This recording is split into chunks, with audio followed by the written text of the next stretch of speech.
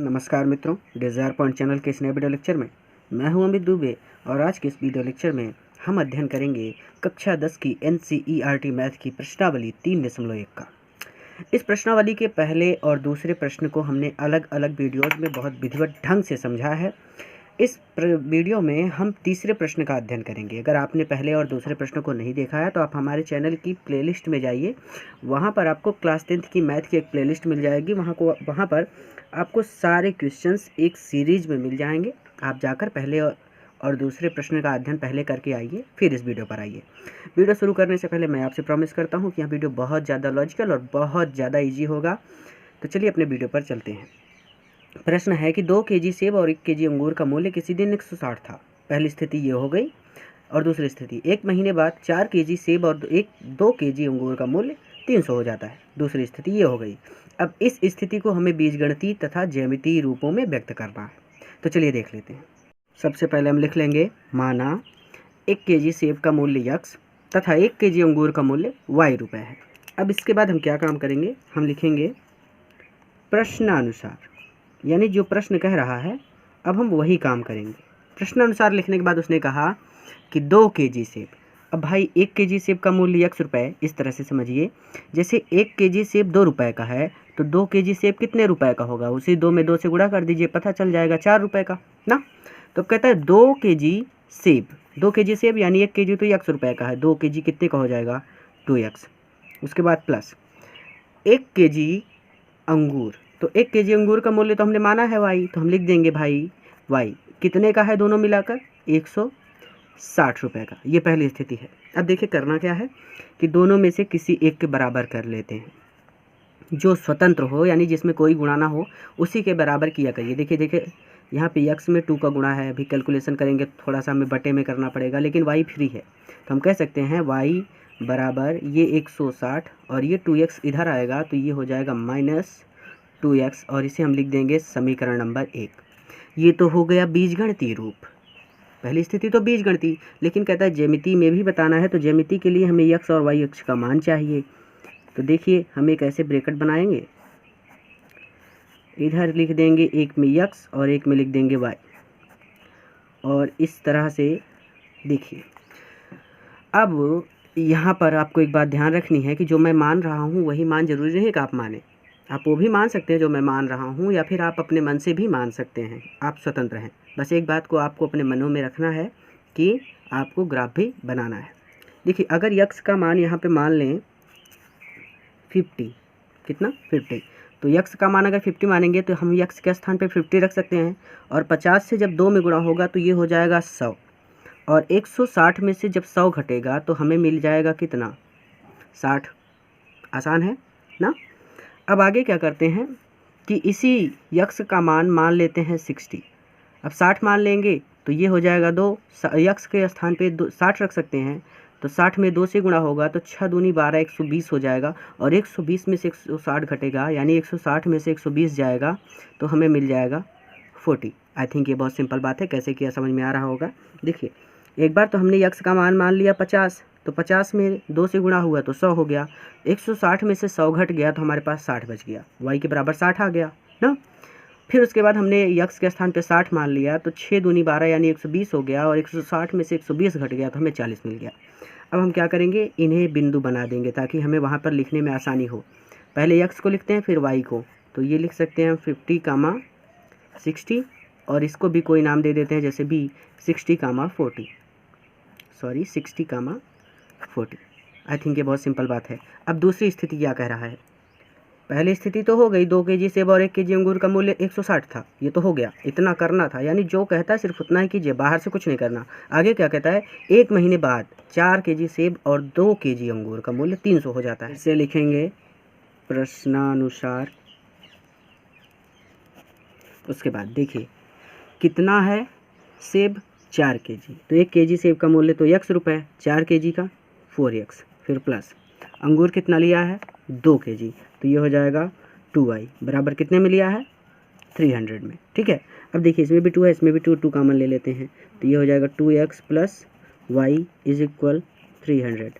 ये बचेगा 2x plus y, इस 2 को इधर भेजेंगे तो ये हो जाएगा 300/2, कट जाएगा 150 आएगा। ये हो जाएगा 2x प्लस वाई 150। अब उसके बाद इस 2x को इधर भेज देते हैं तो y बराबर हो जाएगा 150 माइनस 2x, और ये हो जाएगा समीकरण नंबर 2। फिर से अब ग्राफ बनाने के लिए हमें बिंदु चाहिए, क्योंकि ये तो बीजगणितीय रूप है लेकिन ज्यामितीय रूप में भी प्रदर्शित करना है, इसके लिए हमें बिंदु चाहिए। तो ये हो गया, एक में x एक में y। तो सबसे पहले एक बार x का मान लीजिए आप 50 मानने से क्या फ़ायदा होगा कि देखिए 50 मिल जाएगा। ये 50 में 2 से गुणा होगा तो 50 2 के 100 हो जाएगा, और 150 में से जब 100 घट जाएगा तो हमें मिल जाएगा 50। कैसे किया समझ में आया? देखिए x के स्थान पे 50 रख दिया और 50 में हो गया 2 से गुणा, तो ये तो हो गया 100 और ये है 150। 150 में से 100 घट गया तो ये y बराबर हमें प्राप्त हो जाएगा 50, तो हमने 50 लिख दिया। अब फिर से अब x के स्थान पे रख दीजिए 40, 4 दूनी 8, 180, 70 नहीं, आप रख दीजिए 30, 40 नहीं रखिए, आप यहाँ पे रखिए x के स्थान पे 30 रखेंगे तो नीचे वाली संख्या बड़ी आएगी। चलिए यहाँ पे रख देते हैं हम 60। कितना रख देते हैं?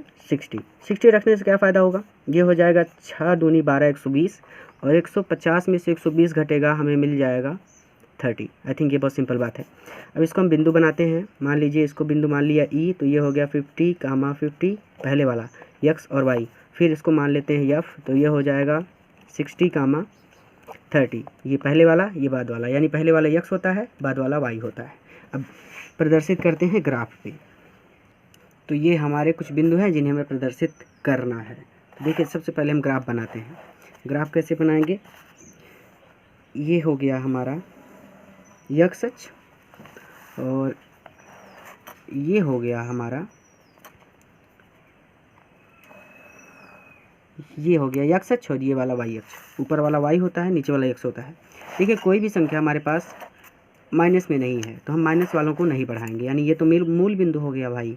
इधर जाएंगे तो x वाला माइनस में, और इधर आएंगे तो y वाला माइनस में। ठीक है, अब देखिए देखते हैं कि x अक्ष पे सबसे बड़ी संख्या क्या है। तो x अक्ष पहले वाला होता है 50 है, 60 है, 50 है, 60 है, यानी 60 सबसे बड़ी संख्या है। तो इसको शुरू करते हैं हम कहाँ से? चलिए इसको शुरू करते हैं 10 से। ये हो गया 10, ये हो गया 20, ये हो गया 30, ये हो गया 40, ये हो गया 50, ये हो गया 60, और इसी तरह से आगे 70 भी मान लेते हैं। और ठीक, अब देखते हैं y अक्ष पे सबसे बड़ी संख्या 60, 40, 50 और 30 है। तो क्या काम करते हैं, y अक्ष पे दर्शाते हैं। मान लीजिए ये हो गया 10, ये हो गया 20, 30, 40, 50, 60 और कुछ ये 70। अब इन्हें प्रदर्शित करते हैं। प्रदर्शित करने के लिए सबसे पहले देखें कौन सा है, यह है 50, 60। तो पहले 50, 60 को प्रदर्शित करते हैं, यानी x अक्ष पे 50 है तो ये हो गया 50, और y अक्ष पे 60 है, यानी 60 यहाँ पे है। कुछ इस तरह से यहाँ तक आएगा, आपको इसको ध्यान से प्रदर्शित करना है।